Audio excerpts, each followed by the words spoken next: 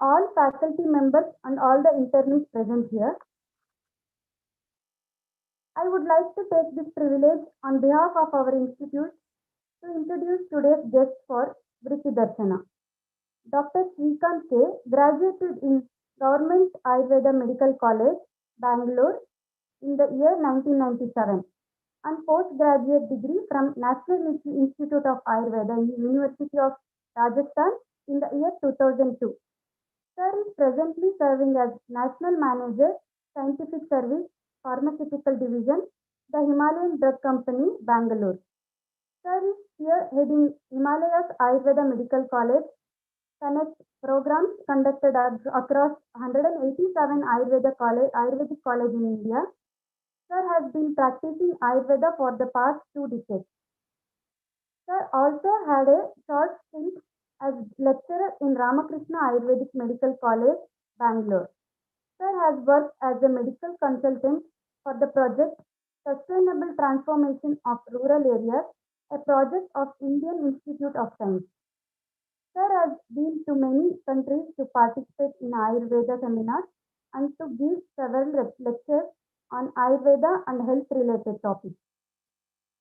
From past 2 years, Sir has been writing a column Ayurveda Advisory in Civil Society, a renowned monthly magazine.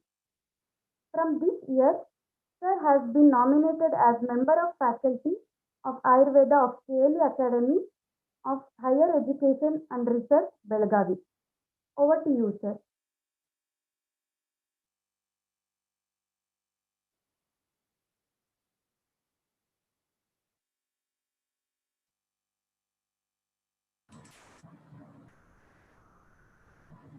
Thank you so much for the wonderful introduction, Doctor. I'm just sharing my screen.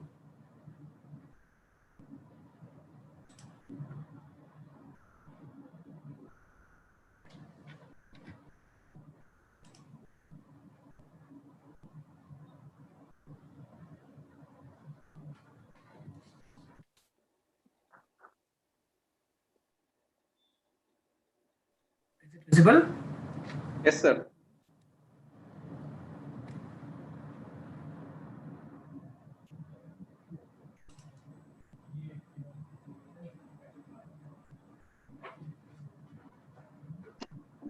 Namaste, everyone.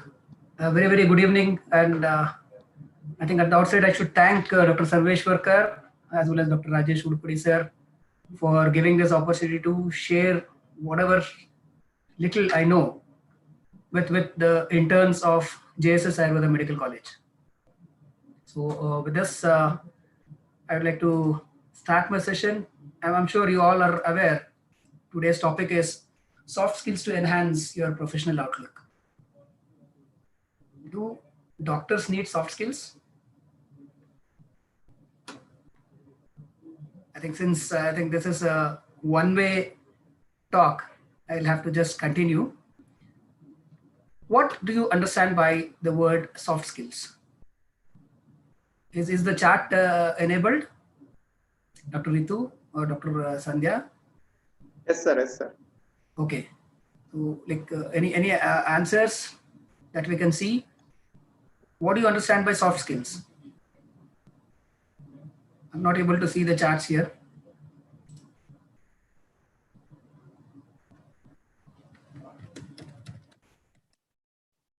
Any answer?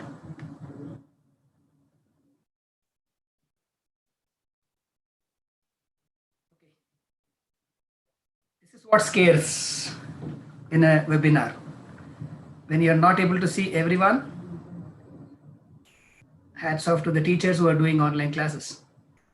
I presume that I'm being heard, I'm being taken note of, and continue with the definition of soft skills. I think I've not received even a single response. All are interns, right? Fine. I think see, one-way traffic like Bangalore is boring. It's better if it is a two-way traffic like Mysuru. Fine. I'll start with the definition. What do you understand by soft skills? Soft skills is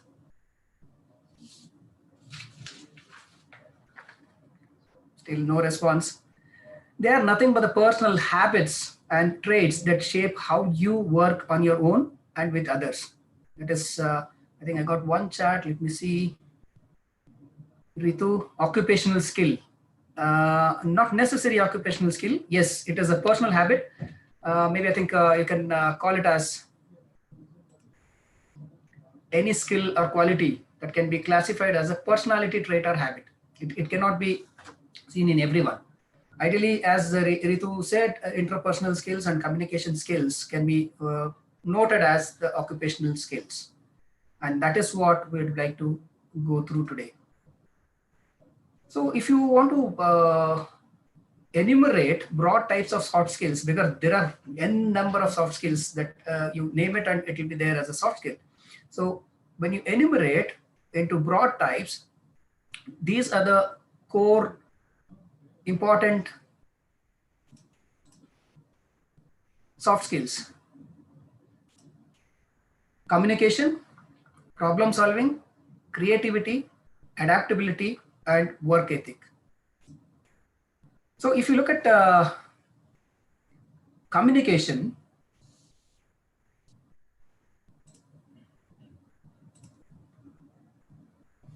especially in healthcare profession, communication can be verbal or non-verbal, written and virtual, as well as empathy becomes very, very important soft skill in our profession.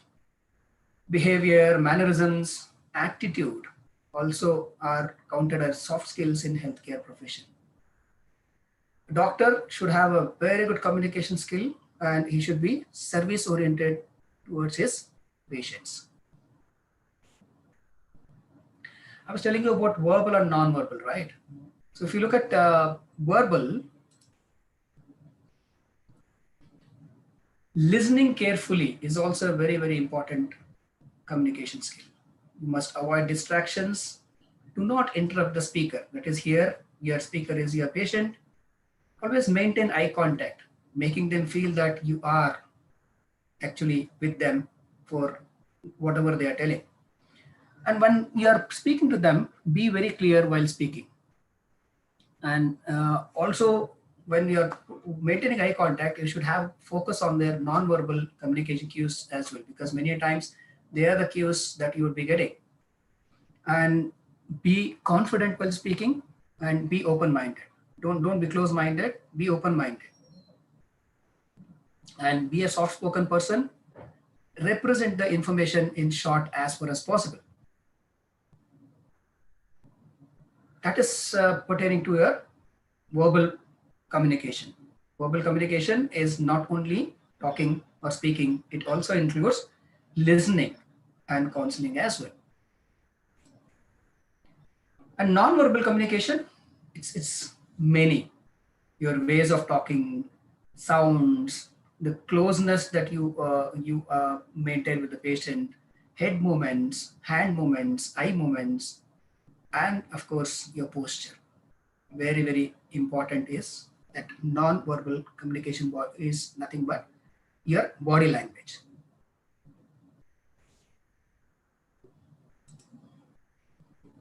So if you look at communication skills, they include active listening, confident speaking, negotiation skills, public speaking, writing, non-verbal communication, that is your body language, and empathy. So doctors always need to speak with patients and their families in addition to routinely communicating with coworkers. So strong positive relationship have been drawn between a doctor's communication skill and a patient's capacity to follow through with medical recommendations, self-manage a chronic medical condition, and adopt preventive health behaviors. Many a time we think that a prescription would do this communication. What they have to do, we have already prescribed, but that's not so. When you're putting across in words, like talking to them, speaking to them, it has been documented that strong positive relationship between a doctor's communication skills and a patient's capacity to follow through the medical recommendations. It may be dosage, it may be patya advice that you're given. and also self-managing a chronic medical condition. How you have given the lifestyle modifications or dietary modifications that you have suggested, all this can be followed by the patient only when provided your communication skills are good. And of course, a patient will be helpful. He or she will adopt preventive health behaviors only when they are convinced that your communication has been perfect. Patients' perceptions of the quality of healthcare they received are highly dependent on the quality of their interaction with their healthcare clinician and team. This is the finding that has been mentioned in one of the journals. Their perception of the quality of healthcare, it doesn't depend upon the infrastructure, mind it. It is not the infrastructure of your clinic or your hospital. It is your interaction or your team's interaction with them, which ensures that communication skills include how you listen to them, how confidently you're speaking to them, and of course, your prescription, nonverbal communication, etc. So when you look at these communication skills, they include active listening as one of the main components. So active listening includes asking open-ended questions. This becomes initially when you start your practice, maybe I think the first day of your practice, outside your JSSAMC Medical College Hospital, it will be really challenging. Chances are that first day nobody turns up, or if you have a good number of relatives or friends who want to come and consult, maybe then you should not ask probing questions initially. Always ask open-ended questions, because that will help in the patient opening up. And wherever you are not getting clarity, their request for clarification, and ensure that you do not assume things, and be attentive throughout and summarize the history, because the history taking is very, very important for you to come to conclusion. Even for a provision diagnosis, your history taking is very, very helpful. So questioning is very important. Start always with open-ended questions, request clarification, and reflect feelings. If the patient is telling about his pain or his symptoms, don't concentrate on something else. That would send a wrong signal that you are not listening, because many a times Sattva Vajaya only works. So active listening is a part of Sattva Vajaya. So please do not miss out on active listening. So active listening includes reflecting the feelings and be attuned to the feelings. So like you have to feel their feeling. That is what is known as empathy. And also ask probing questions when some of the information have not been given by the patient himself or herself. So ask probing questions. Always avoid distractions. Avoid distractions like your phone or a laptop or other projects. And also don't start preparing questions in your mind before the patient is giving complete details. So you have to be an active listener by focusing on the speaker and focus on what people you are interacting with are actually saying. Don't get distracted. Then focus on what people you are interacting with, actually what you are saying, and also pay attention to their facial expressions, body language, and tone. This will give you a lot of information about like what you need to diagnose as. Maybe I think if you look at our classical textbooks, we have been advised to see or observe the patient very closely from the time they enter into our clinic, right? I think a simple example that I'm recollecting right now is Grudrasi. Grudrasi is Grudravat Chalana, right? So if a patient is dragging his feet and coming in, you're sure that he must be having some other problem with that particular lower limb. And instead of preparing what you'll say next, simply take in what they are saying. So be a good listener. Don't cut them short.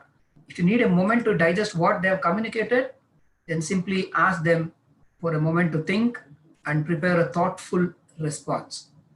So ideally in active listening, because communication skills are very, very important to ensure that your patient is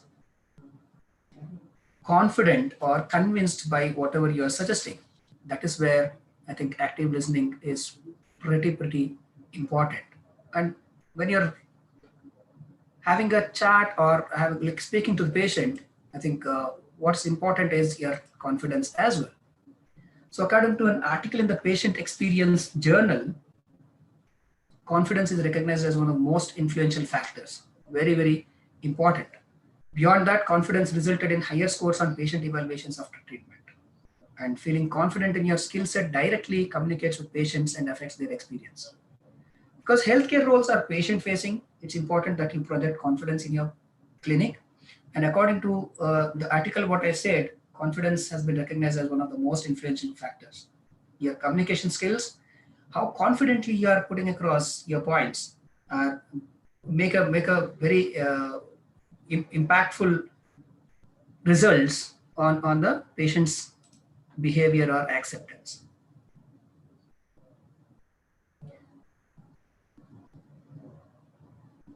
There are so many people entering. I think 1 second, give me a second. Fine. So how do I improve my confidence? Is there any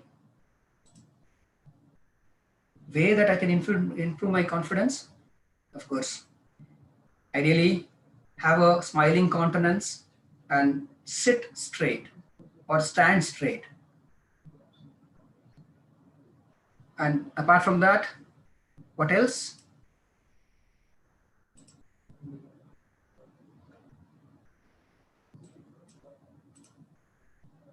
Update your knowledge, right? Or the skills.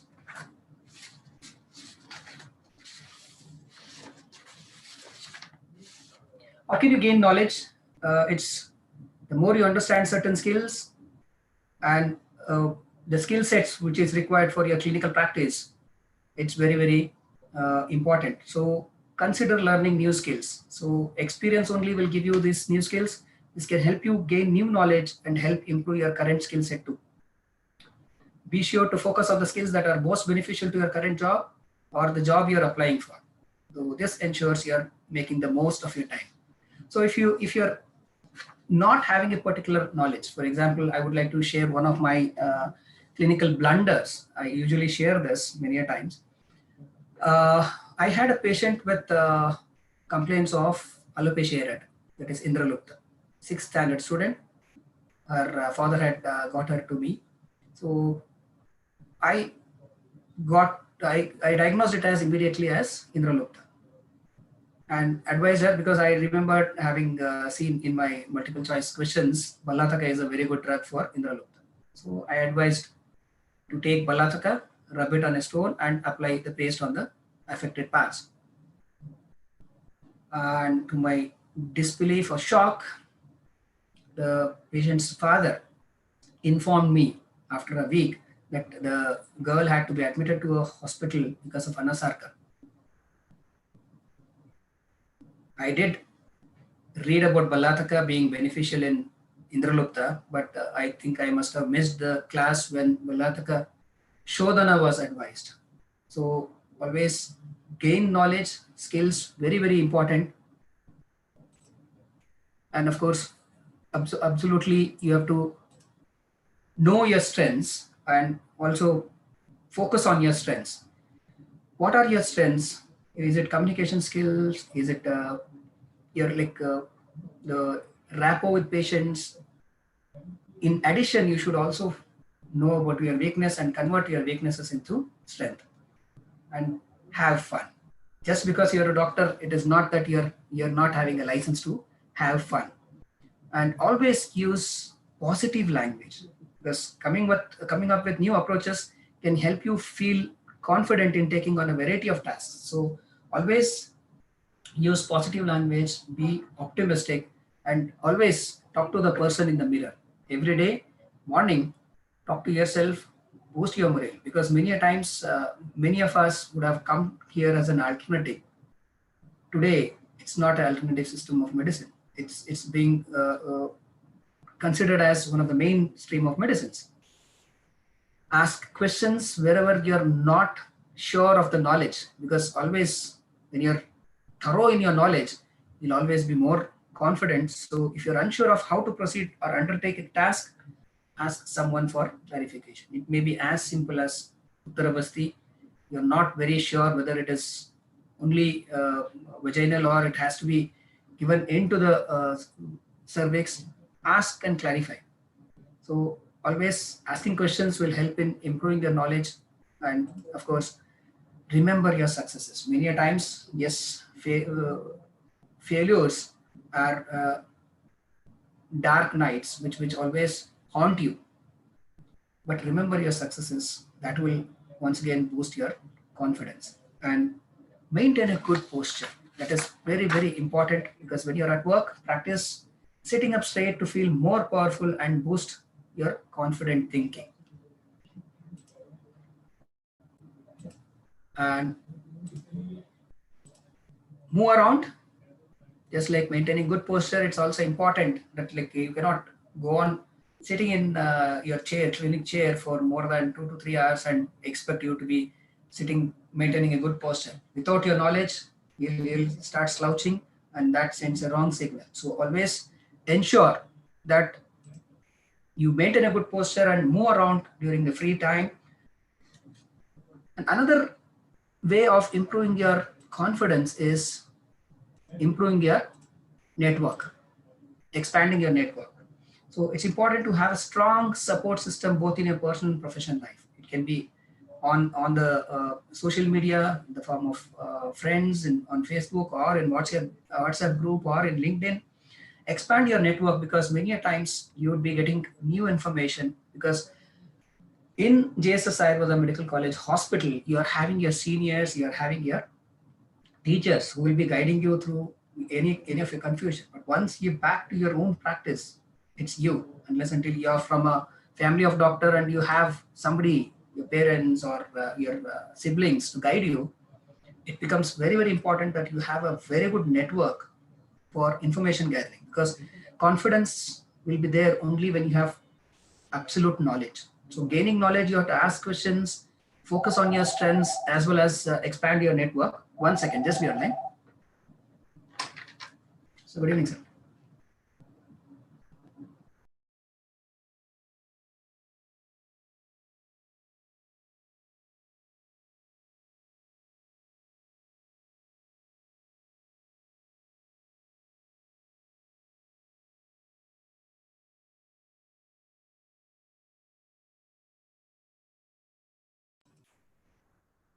I'm sorry for the disturbance there.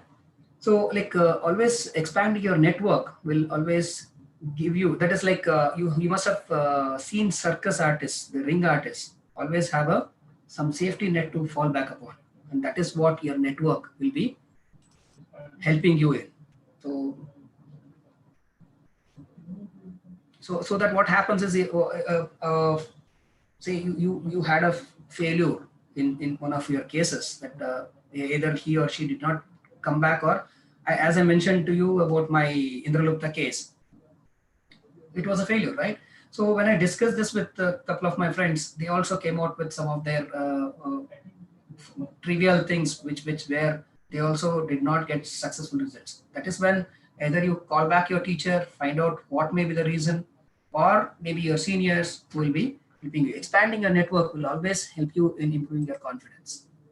And say daily affirmations. I've already asked you to use positive language, and the say daily affirmations is, I can complete this difficult task despite the short notice, or I will achieve this particular goal by this particular end of the month. This is what you have to be affirming yourself daily.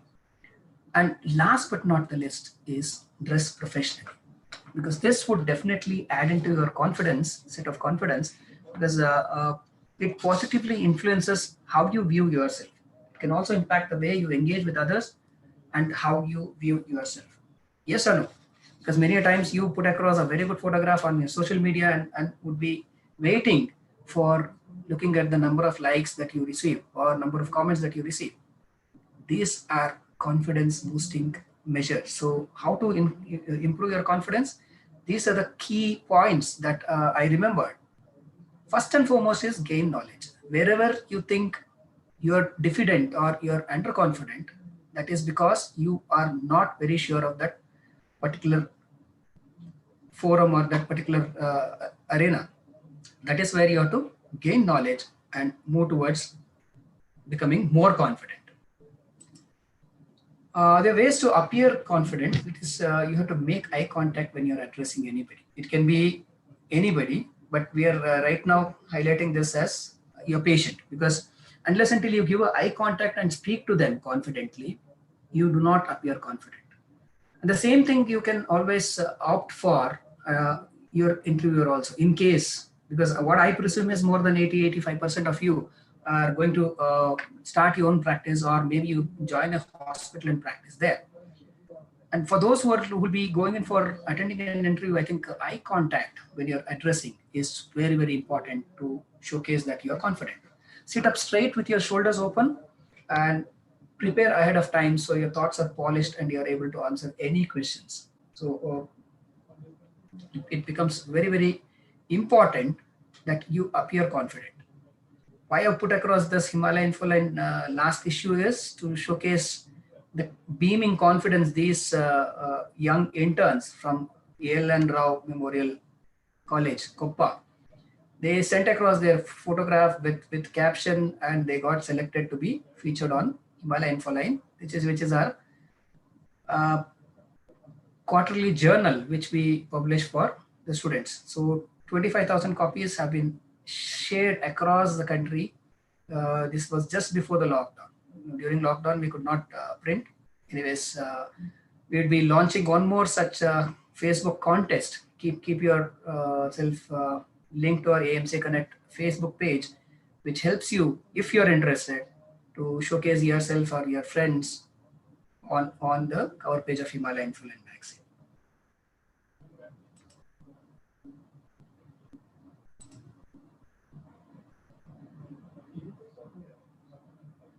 This is one of the Ayurveda clinic's photograph what I've shared here, because it also depends on how you present yourself, how confidently you monitor the vitals of the patient, how confidently you interact with the patients. It all depends on how your soft skills are.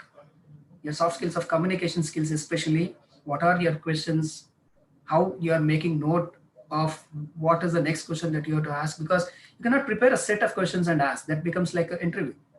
Here you have to be very, very consciously listening, that is active listening to the patients, and catch a cue. Many times during your interaction, patients cue, and that should be your moment of enlightenment to catch that and start probing into it, coming into proper diagnosis.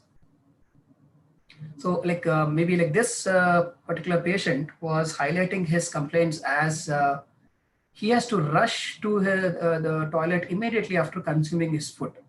That's his complaint, because many times he's a businessman. Many times after lunch with his clients, he is having an urge to immediately go and clear his bowel. Maybe I think you can put across in your chat what is your provisional diagnosis.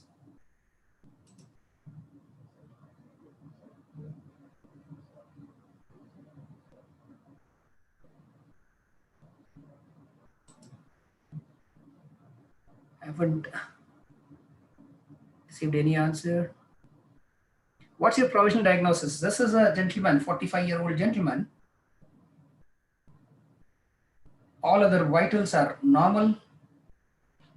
He has a complaint of sudden urge to go and evacuate his bowel immediately after consuming food.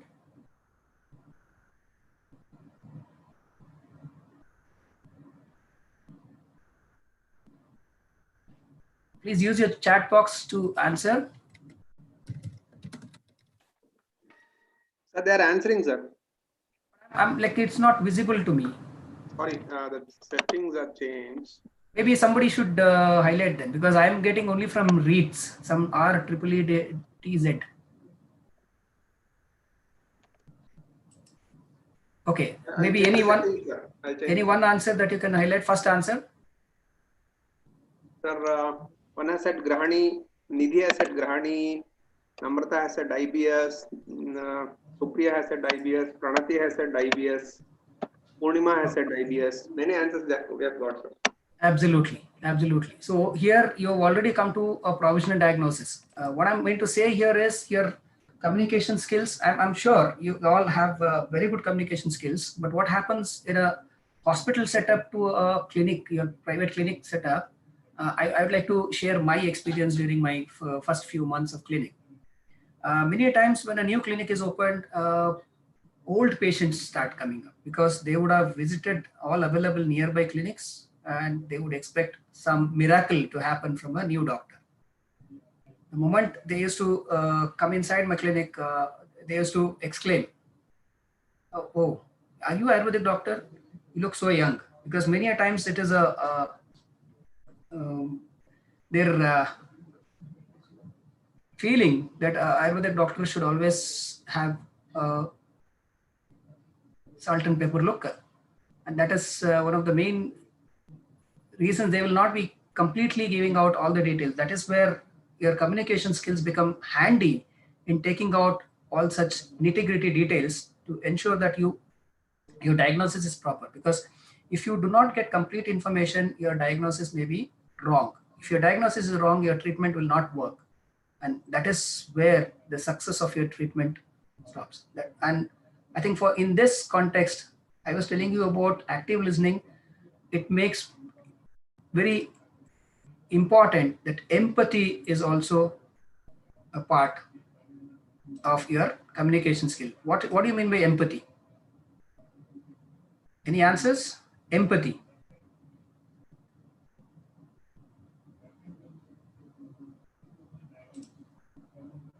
So empathy is seeing with the eyes of another, listening with the ears of another, and feeling with the heart of another.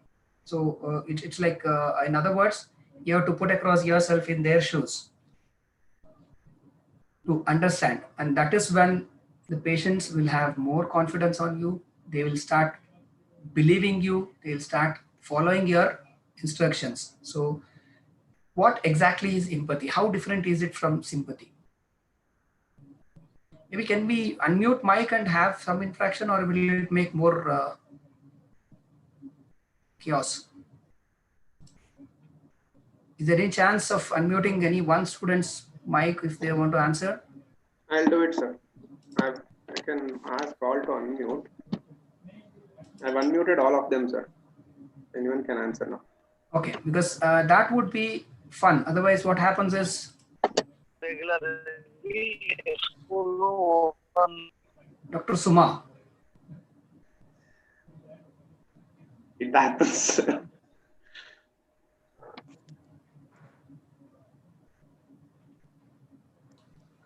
I think one-way traffic will be very boring. Yeah. Being like feeling for others, emotion. Absolutely. That is also known as emotional intelligence or emotional quotient. So you have to have that empathy. If it is not there, maybe your patient will not be taking you very seriously. So how is it different from sympathy, Dr. Ritu? Is it same as sympathy? Sympathy is feeling bad for them, understanding the emotion. Absolutely. And you're right. Sympathy is you just feel bad for them. Empathy is you feel the same feeling, right? So sympathy is just it is just using your speech, whereas empathy means you will address the problem as well. So that is where empathy becomes very, very important in during your practice. So in healthcare, it's important that you can empathize with patients and difficult situations that others are facing. According to a recent article in British Journal of General Practice, empathy is often cited a core aspect of effective therapeutic consultations, though there is limited research into its impact. You can see when you start your practice, many of them who have gone to the conventional practitioners or leading practitioners who do not give any time to them. they will not be listening to them. The moment they tell something about their problem, they start putting across prescriptions. And that is where I think as a new doctor in your new town would be, you should be changing it. The empathy part is what will work in your benefit. These are some of the images what I've used for the empathy. Can you see the empathy in these babies? Can you see this particular baby's feeling? Just by looking at this baby, this is what is known as empathy. And it's not very easy for being a Kaumarabhutya doctor. And of course, empathy is the one which many a times decides your treatment outcomes.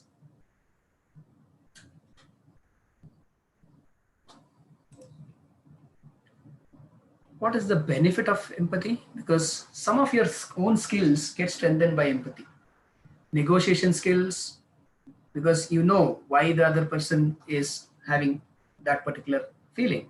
So when you understand the other person, you will be in an easier position to negotiate and also collaborate, because many a times, though I think in Ayurveda practice there has not been much cross reference, but if you look at how the Western system has grown, it is due to collaboration. If a particular doctor is good at a particular relieving a particular disorder, many of his peers, many of his friends, many of his juniors, they try to refer. That is where collaboration, because at the end of the day, they may be your patients, but when you're referring them to a particular place where they can get assured results, they are bound to come back to you to inform you. That is where I think collaboration will be pretty strengthened by your empathy skills and creativity. Your patient starts feeling safe when there is empathy, and it's not just instruction that you're giving out. You're just having the feel for them, and also you've been considerate enough to have an emotional connection with them. So you can easily identify their needs. What is their need? Is it just they want you to listen out their woes, or is it really they're having a very, very severe pain which they need you to give relief from? So these are some of the strengths, skills, empathy strengthens these skills. So this is empathy can be there with you only when you are having emotional quotient. Maybe I think earlier they used to test only IQ. If now you have to join any of the corporate hospitals as a doctor, they will also be testing your EQ or emotional quotient, because emotional intelligence is generally defined as the ability to identify and manage one's own emotions, that is self-awareness, as well as the emotions of others.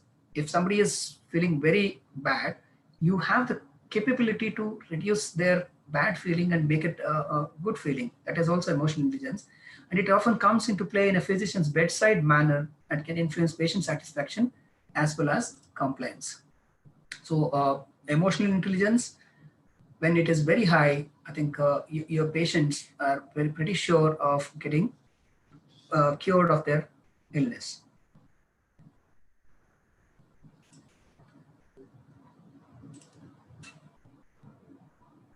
I'm not very sure whether this is this batch students or their seniors.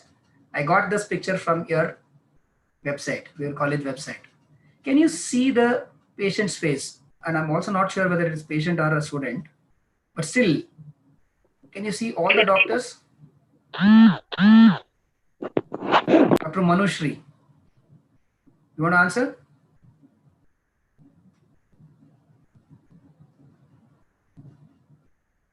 What I can see is this particular person is having a different feeling than these two, right? That maybe like that is the picture, what the picture is telling. I'm not sure about the feeling. Why I wanted to highlight this is to put across, though all the three of them are doctors, interns of the same batch, one of them will become a better doctor than the others. That's there in the entire batches, right? It may be in batch of Dr. Sarveshwarkar also, or Dr. Rajesh Udpudi also, in Dr. Madhusudan batch also. Only when we improve our soft skills, we will definitely become better doctors, not by giving out only good prescriptions. Because that is very important concept is empathy, which is a part of communication. And last but not least, a receptive attitude should be there, because you don't know everything, and no matter how excellent your training was, a receptive attitude means you can handle criticism and enact change when needed. You have to accept and learn from criticism, because healthcare is an ever evolving field. Gaps in knowledge due to advances in medicine, technology, and procedures will always be bound to be there. Whether you are from conventional practice or Ayurveda practice, what was there last few years back might have changed. That is where I think you should be receptive in agreeing and accepting and learning from criticism. This is also a very important component of enabling your communication. So you should be able to receive feedback, which means that you should not become defensive. Many times when certain negative things are highlighted about yourself, you tend to become a little defensive. So successful physicians are always open to learning, understanding, and exploring. So you have to be open to learn, understand, and exploring. And that is when you can become a successful physician. And healthcare is an ever-evolving field, so even specialists or senior practitioners at the top of their game will ultimately have gaps in their knowledge due to advances in medicine, technology, and procedures. And that is where I think you should be receptive in agreeing to whatever the junior most doctors are highlighting.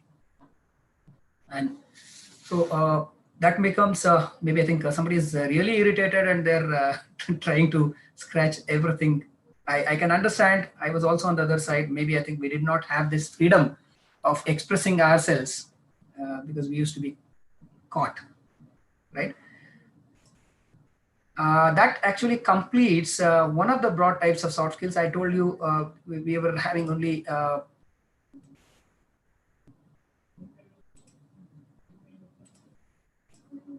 communication. We have completed about your communication. We still have problem solving, creativity, adaptability, and work ethic. These are the 5 broad types of soft skills which each one of you have to be well versed with.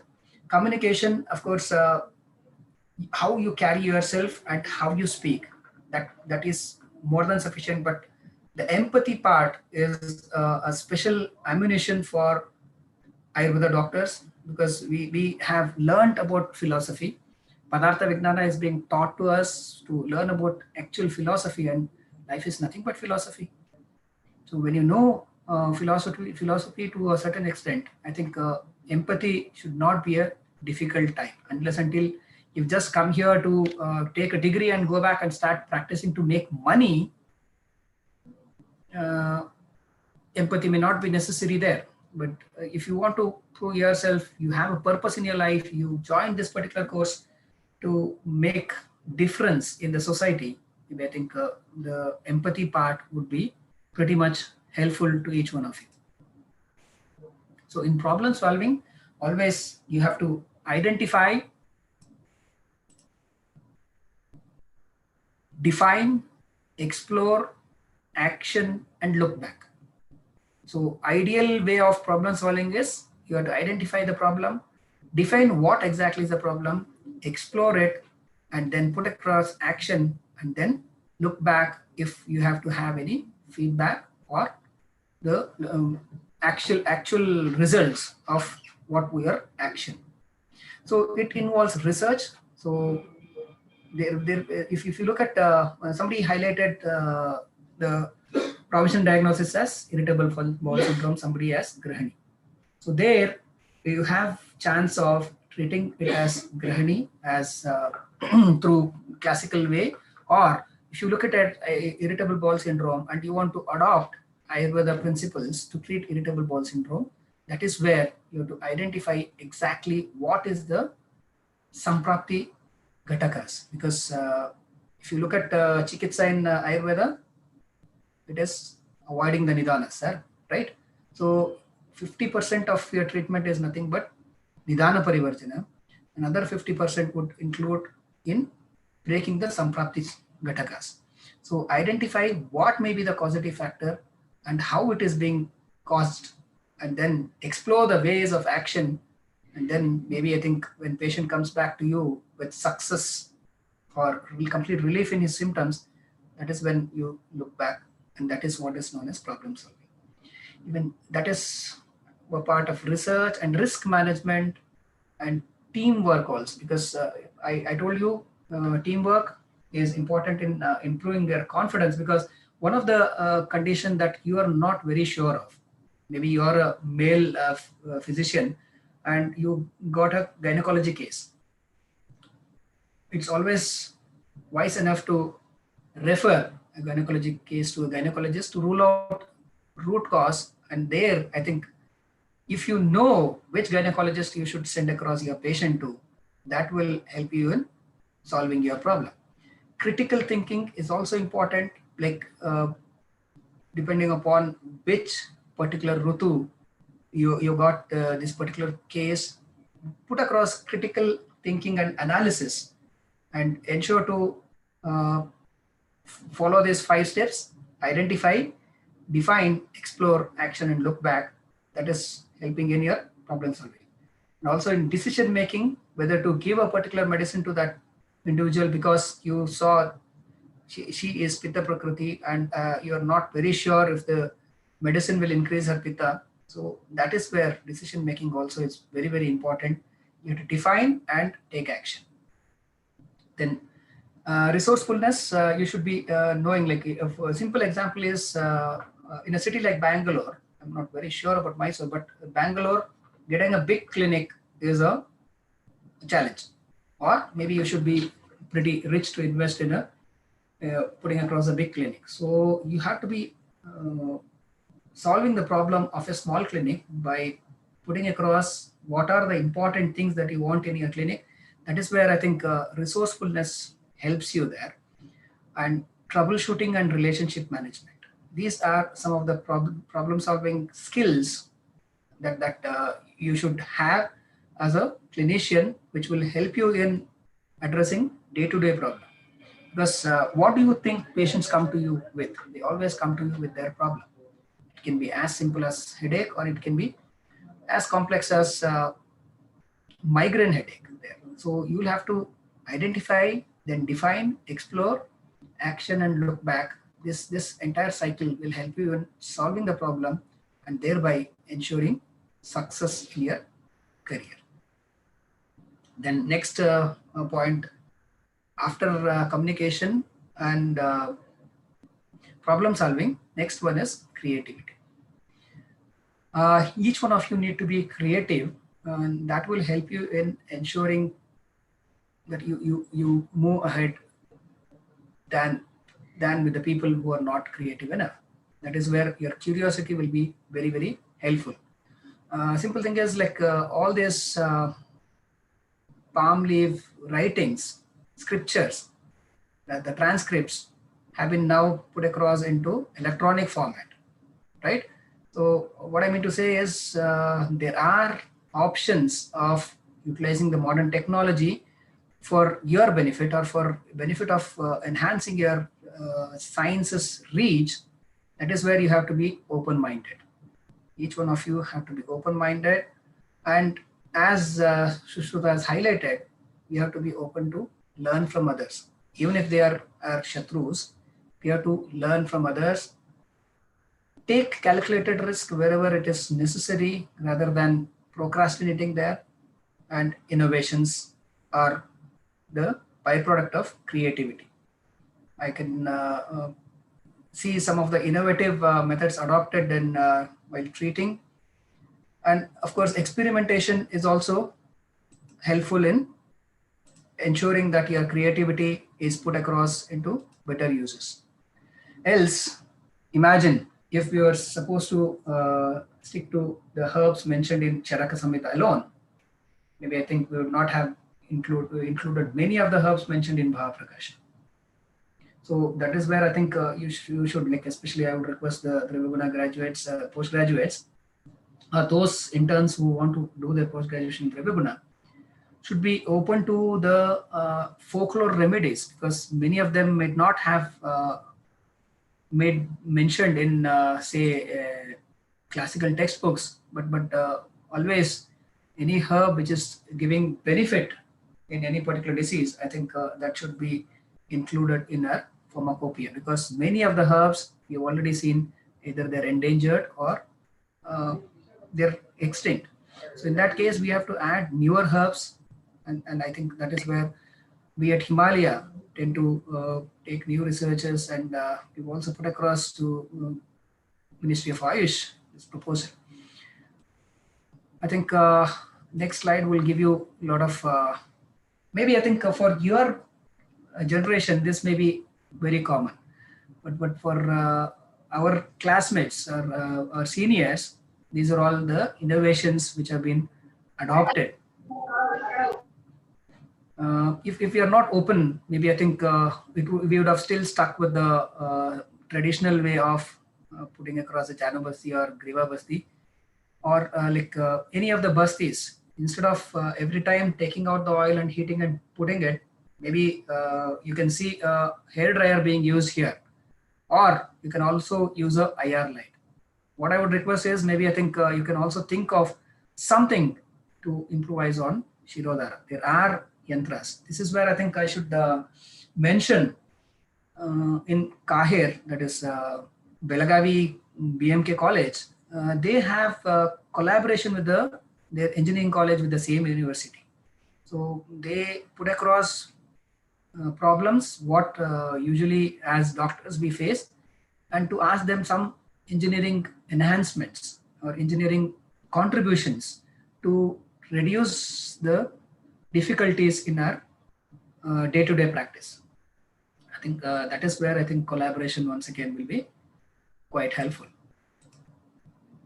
So that completes 3 points: communication, problem solving, and creativity. Last 2 points I would like to highlight is adaptability and work ethic. That is where very, very important for the Ayurvedic doctors to be adaptable, flexible, and also follow very good work ethic.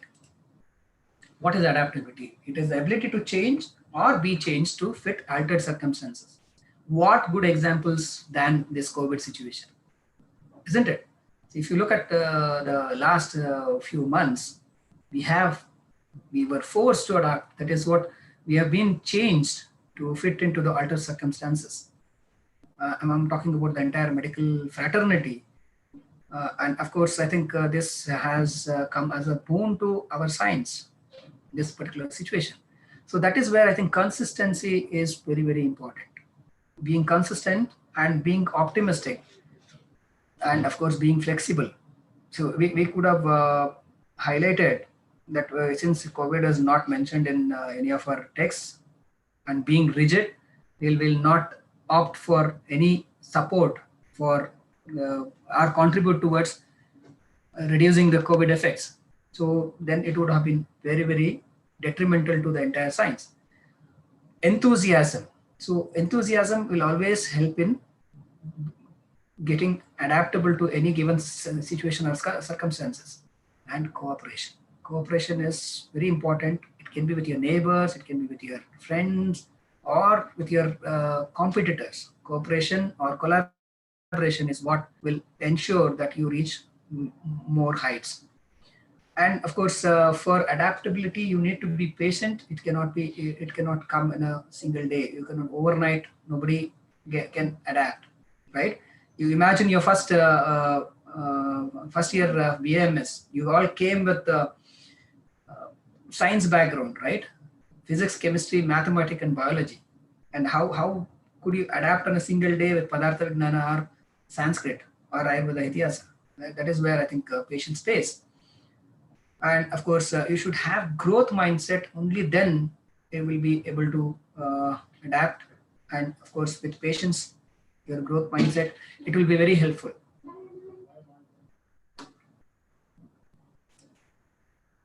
So for all this adaptability, positive attitude is very, very important. Positive mental attitude it should be there in every employee or every worker. This is a soft skill which is particularly useful in healthcare because of the demands of the job. The stress of teamwork, because I do not have a good rapport with one of my classmates, and I've been posted along with him or her for internship. This stress of teamwork, demands of job, and frequent meetings with the patients, it's important that we keep a sunny outlook. We should be having positive outlook, and the harsh realities of healthcare can easily wear someone down, which can lead to stress and other negative consequences. Especially those who are put into COVID duties, who have seen the death from very near. For them, it becomes very, very important that they have to have positive attitude. They have to inspire themselves, motivate themselves, improve themselves, be creative, and always focus on being positive. And flexibility, because many careers in healthcare don't stick to typical 9 to 5 hours. So flexibility becomes the key to working on a team, because you may have to work at odd hours, and if you happen to maybe having a collaborative hospital which is working different time schedules, so you also need to be adaptable. So new, different, or changing environments, whenever it crops up, you have to be flexible. Sometimes it may be you have having a 6 hours duty, but the next duty doctor has not turned up. You have to be flexible, which is not so in other professions. In our profession, it becomes very important because we cannot typically stick on to the 9 to 5 routine. And beyond just dealing with your schedule, you also need to be adaptable so as to handle new, different, or changing environments with something different every day cropping up. So that is where you should know how to abandon a routine and adapt easily to avoid any struggle in your profession or career. And to end up, after communication, problem solving, creativity, and adaptability, you should have a solid work ethic. And only that would be helpful in ensuring you are a good practitioner or you are a good worker if you have joined any company or any hospital. That is where if work ethic, it is a belief in the moral benefit and importance of work and its inherent ability to strengthen one's character. So there should be attention to detail. These are the many components, including professionalism, punctuality, oral attitude, and behavior, to mention few. In addition, you should be having attention to detail. Integrity should be best, persistent, time management, organizing capability, dependability, motivation, perseverance, results oriented. Dependability is a simple word which your patient depends on you for everything.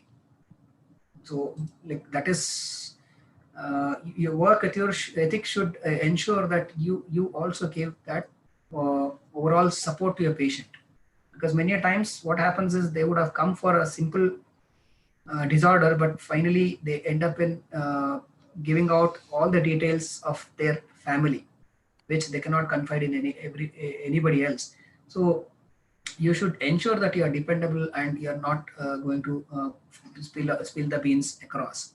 So it becomes very important for you to be maintain that integrity, because that is how your work ethics will be noted. It can be as simple as time management also, because if you have put across timing, say 9:30 to 2, and maybe I think 6 o'clock to 8 o'clock.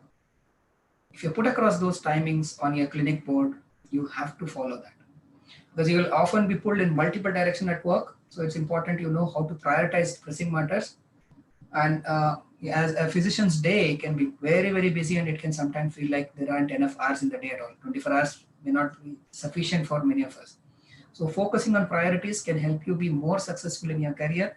So it helps in ensuring that you put across a list called things to do every day and give a particular time for all the important aspects. So ideally you should start giving appointments to your patients. Initially maybe you may find a lot of time with you, but once when you start your practice, you may have to use some applications. Like Practo is a very good application which will be giving you helping you in providing appointments online. Why I'm highlighting this is like you have to adopt to whatever is the current trend. You cannot just simply put across a small clinic and wait for the patients to turn in. That can happen only when you have a solid backing. If it is you're the first doctor in your family, you'll have to struggle a little more. And I'm not terrorizing you, but it becomes imperative that you put across some efforts on all this, brushing up all these soft skills. And like in improving on the technology front is up to you, whether you want it or not. But you cannot always highlight that Ayurveda is 5,000-year-old science and it does not need the help of technology. Else maybe during this COVID times, we might not have had anything to do. So adopt technology, go to the Google Play Store or the iPhone, this thing, Play Store. Find out what are the new technical updates which are available for you to learn or implement in your new clinic. So staying updated will be very helpful for you. Expectation management. Many a times the patients are now exposed to many online clinics and all. So when they come to your clinic, they will be having expectations. So keep yourself updated so that expectation management can be done. Should have foresightedness and proactiveness. So like look at Ayush Vatana. It has become talk of the town. So proactively it was launched, and you can see the benefits of such proactiveness which the government of India took. Ability to manage contingencies. Yes, many a times maybe if you are if you're practicing in say your village and you are the only doctor there are chances that there be emergency situations which might come to you. You should be able to manage such contingencies. That is what your soft skills like networking may be helpful in saving your face there. So concluding, I'd like to inform you to pick a skill you want to improve and practice it consistently. You can improve any soft skill if you make it a practice, because most soft skills are a matter of routine and it's not inborn at all. For example, you can practice dependability both on the job and at home by improving punctuality and starting on projects at work earlier so you can complete them ahead of schedule. Many a times what happens is you always tend to finish off things in the last minute. So sometimes you miss the deadlines, so you're not dependable. So dependability can be enhanced both on job and at home by, say, you can start with punctuality, then you can start with 100% accurate results. All this will help you in improving your consistency. And the next point I would like to share with you is observe and mimic the positive soft skills you see in others. So by observing the practices of others and incorporating them into your own daily routine will be helping you in enhancing your soft skills. You may find, for example, that effective communicators often write down notes when others are talking during meetings.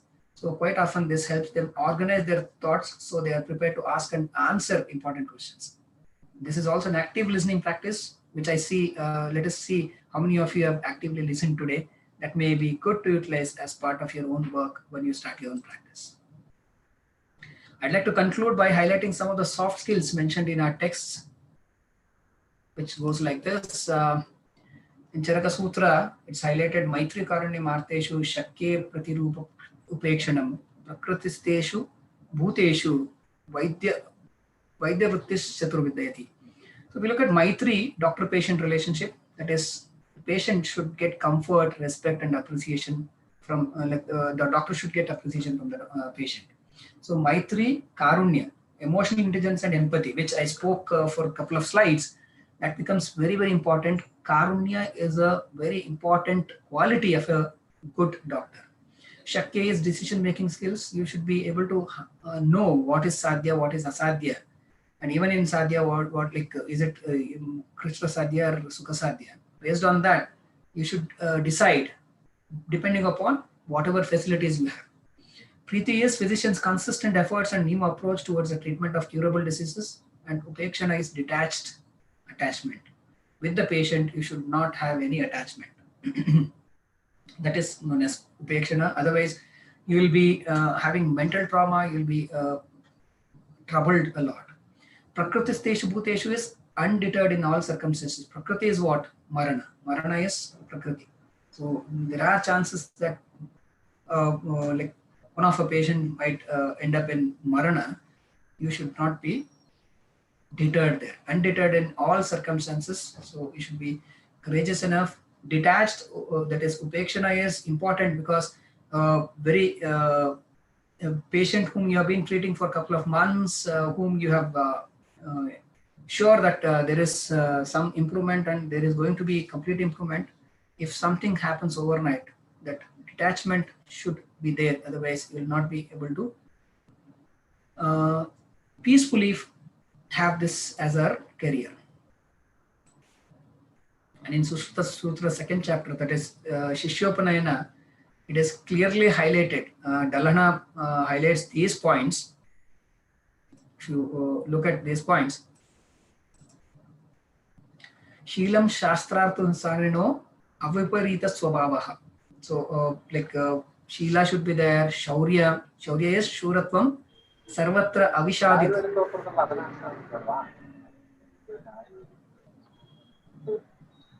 Raksha. Shauryam Shuratvam Sarvatra Avishadata. We should like one should not be having any Avishadata, that is feeling of Vishada. Then Shaucham Shuchita Tatra Bahyam Snanadikam Abhyantaram Manashuddhi. Important is you should be clean, both internally and externally. So externally by keeping yourself absolutely clean, and Manashuddhi is also important. Acharaha Kuladeshadya Anugatam Lokikam Vidhanam. That is like if you are from a doctor's family, well and good, you know all the practices.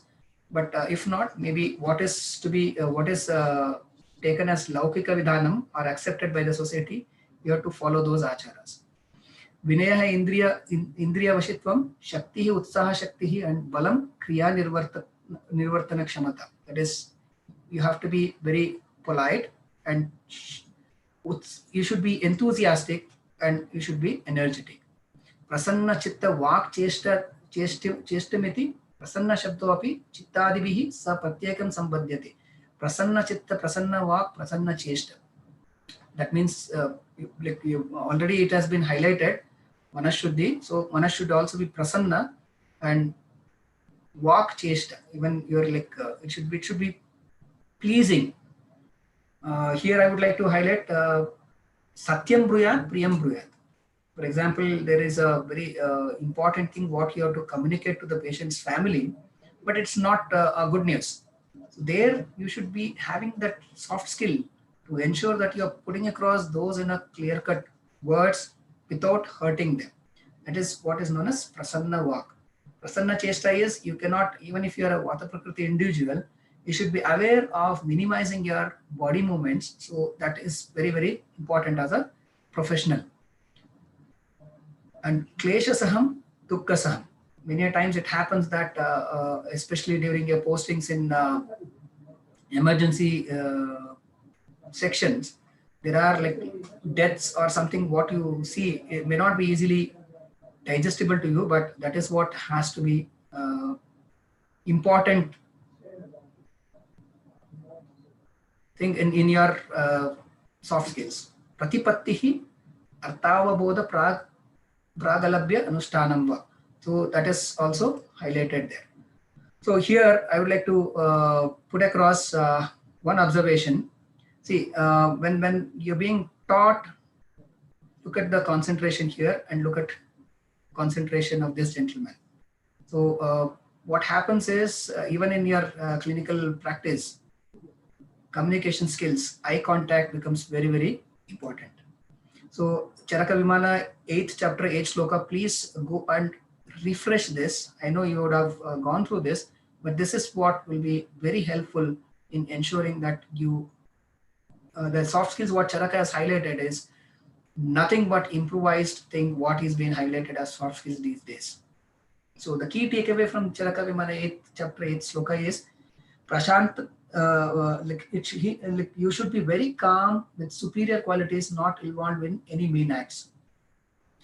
Prashantam Arya Prakritikam Shudra Karmananam Akshudra Karmanam, and Drutimantam Anahankritam Medavinam Vitarka Smriti Sampadnam Udara Sattva, having forbearance without any vanity, without any ahankara, should be intelligent, endowed with logical reason, that is Vitarka Smriti, that is memory, and of course Sampannam Udara Sattvam, broad minded. So, you might be wondering why all this are important. You will get to know once you start practicing. Many times, certain beliefs, what you have followed from your childhood, it may be challenged when you start your practice. That is where they say you should have Udara Sattva. And Tadvidya Kulajam Atava Tadvidya Vruttam. Born in a family of physicians are aware with the conduct and behavior of physicians, almost similar to what Sushruta says in Sishyopanayana regulations, and desirous of gaining scientific knowledge, and nibrutam anuddhattam, humble, keeping the knowledge safely, and unhaughty, not with attitude. And last, artha tattva bhavakam, having capacity to comprehend essence of the ideas. You should be able to understand contextually also. Akopanam avesaninam, so don't have anger and don't have any addictions.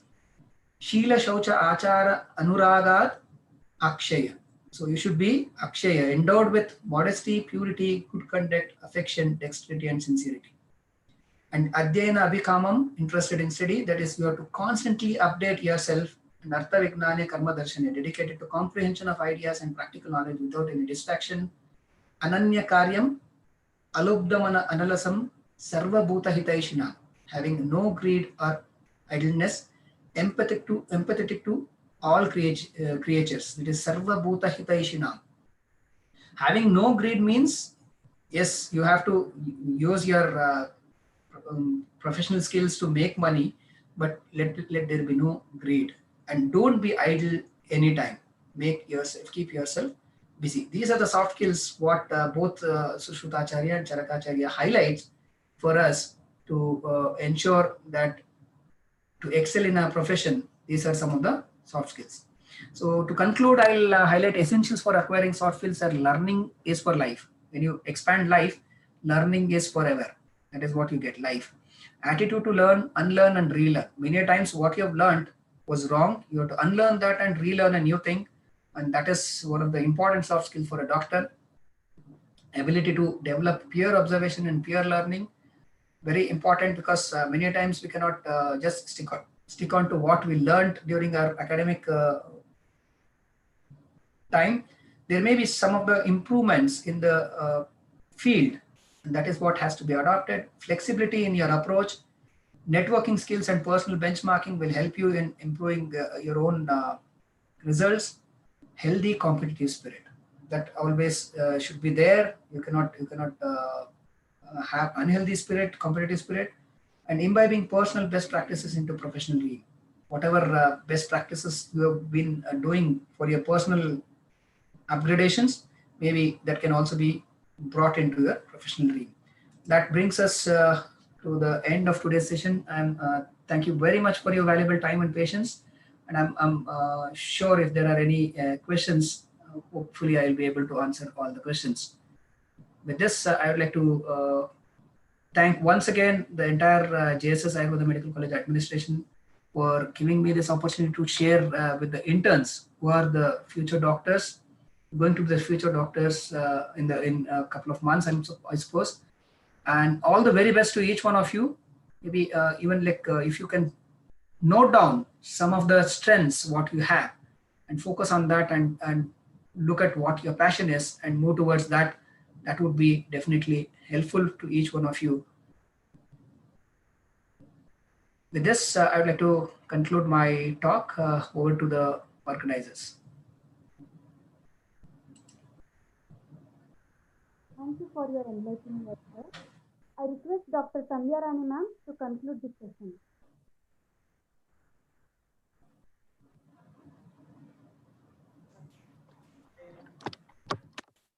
Good evening, sir. Madam, Good namaste, evening, good all. Yeah, we are all fortunate well-known Ayurvedic physician who doesn't need any introduction. He is with us and shared his knowledge. If this session is in reality, then all would have enjoyed or even relished your presentation skills also. So sorry that this online things has to be on as a adaptability for our. I think hats off to all of you, ma'am. I think entire teaching faculty, whether it is in primary school or middle school, or having, yeah. You've really done a unbelievable task. Adapted yourself. Adaptability, I think that's the best example that I can give to the teaching faculty during this time. Those who are not aware of also all these things have taken it up and done it in a very, very short time and very well. Thank you so much. Yes, sir. This technology has helped us in adapting ourselves in these conditions. Merely having knowledge about the disease or the drugs will not make anyone successful doctor. With the soft skills like communication, adaptability, positive attitudes, and the other skills what you have highlighted, sir, definitely our budding doctors will make them a successful doctors. In spite of your busy schedule, you have accepted our invitation, sir, and shared your knowledge to enrich our budding doctors. We all know that you are still at work from 2:30 to busy meeting, and after that you engaged yourself in presenting yourself. And your presentation is a perfect blend of both our Shastras and recent. All the doctors need to adapt. On behalf of our institution, JSS Ayurveda Medical College and Hospital, our principal sir, Dr. Sarbeshkar sir, and our faculty members and myself, Dr. Sandhya Rani, my heartfelt thanks to you, sir, for sharing your knowledge. It was inspiring presentation, sir. We hope that in future we should make this in reality so that our students can interact. We all know that interactive sessions will be more impressive, and even students can learn many things by seeing your presentation skills, sir. Thank you for being with us, spending your valuable time with us, sir. Thank you very much. Have a nice evening, ma'am. Thank you all.